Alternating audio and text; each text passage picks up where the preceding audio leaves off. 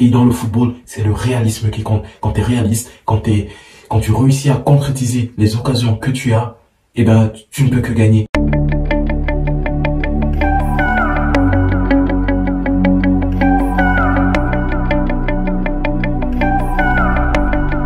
Salut, le débrief commence maintenant.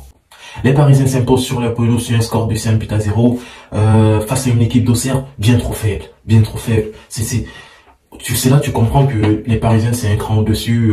Auxerre, franchement, ils n'ont présenté aucune résistance. C'était minable, voilà, les Parisiens s'imposent sur un score de 5-0 avec notamment des buts de Kylian Mbappé qui se rassure avant son départ pour le Qatar. Kylian Mbappé qui se rassure et Kylian Mbappé qui en plus est en jambes.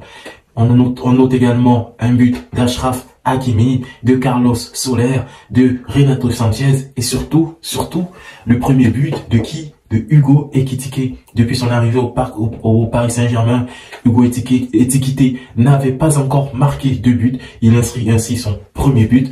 Et c'est là que tu peux voir que le Paris Saint-Germain cette année, c'est une réelle équipe. C'est une réelle équipe. Est-ce que vous avez vu la façon dont toute l'équipe a fait corps face au premier but d'Hugo Ekitike? On aurait très bien pu dire que c'était un bizutage. Tellement, tu voyais tout le monde qui était concerné, tout le monde qui était heureux de savoir que Hugo Ekitike avait marqué son premier but. Revenons sur les joueurs de la JOCR. C'est faible. Il n'y a pas de pression, sur le porteur de balle. Il y a trop d'espace donné par les latéraux adverses. La défense, elle est trop molle.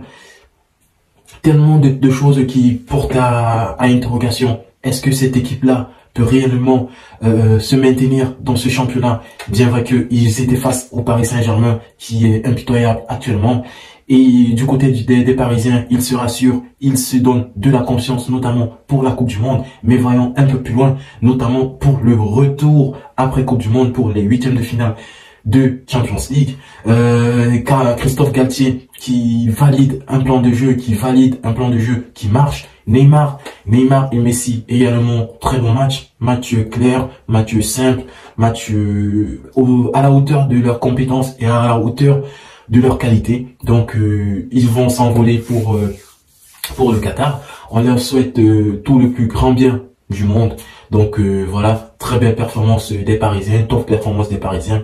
Mais durant la rencontre, tu pouvais voir que il y avait un certain laxisme dans le jeu des Parisiens. Ils n'étaient pas à 100%. Tu sentais qu'ils avaient une petite peur, une petite crainte dans leur façon de jouer. Et je me dis que si les Auxerrois n'ont pas pu prendre leur chance sur cela, à quel moment ils vont pouvoir marquer des points? À quel moment ils vont pouvoir se donner à 100%? Peut-être aussi ces derniers avaient peur de blesser ces joueurs-là qui devaient aller en Coupe du Monde. Mais on va se dire que si le football, c'est le football. Il n'y a pas de sentiment. On s'en fout de savoir que vous allez aller en Coupe du Monde. C'est le match présent qui compte. Mais bon, top performance des Parisiens. Victoire au Parc des Princes sur un score de 5-0. Rien à dire. Match plié. Magnifique. Très beau match. L'Inter de Milan s'impose sur la pelouse de l'Atalanta sur un score de 3-2. Si vous êtes sûrement abonné à mon compte TikTok, vous aurez pu voir que dans mes prédictions des matchs de la journée, on avait prédit score exact pour le match Inter de Milan contre l'Atalanta, 3-2. Ça se réalise, magnifique.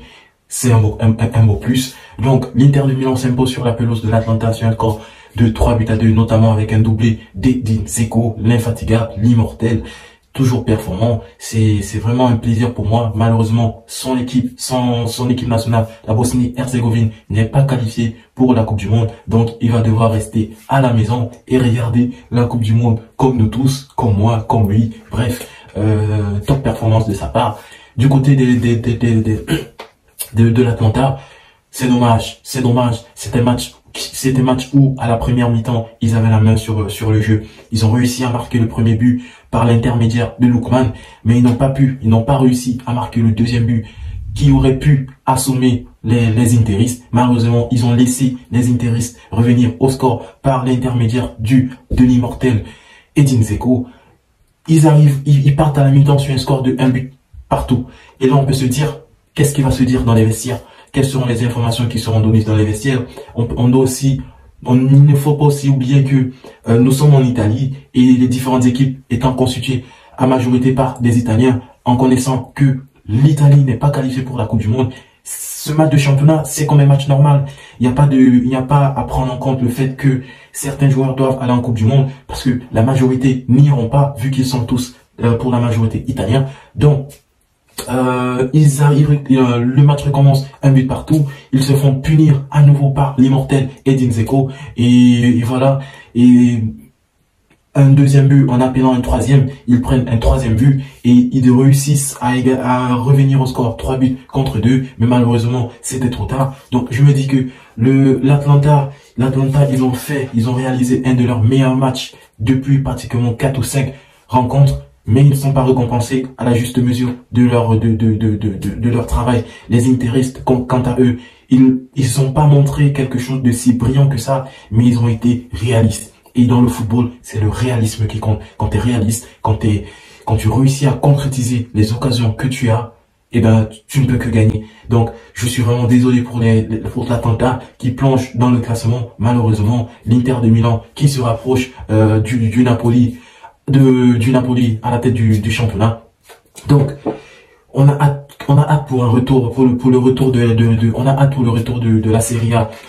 De la Serie A, on a hâte de voir quel sera le dénouement de ce championnat qui cette saison est assez palpitant, notamment avec 4 clubs, l'AC Milan, le Napoli, la Lazio, l'Inter, et si on peut peut-être ajouter la Juventus, donc championnat palpitant de Serie A cette saison. Donc sur ce, top performance des Milanais, top performance de l'Atlanta, mais malheureusement ils encaissent 3 buts, ils doivent revoir leur solidité défensive.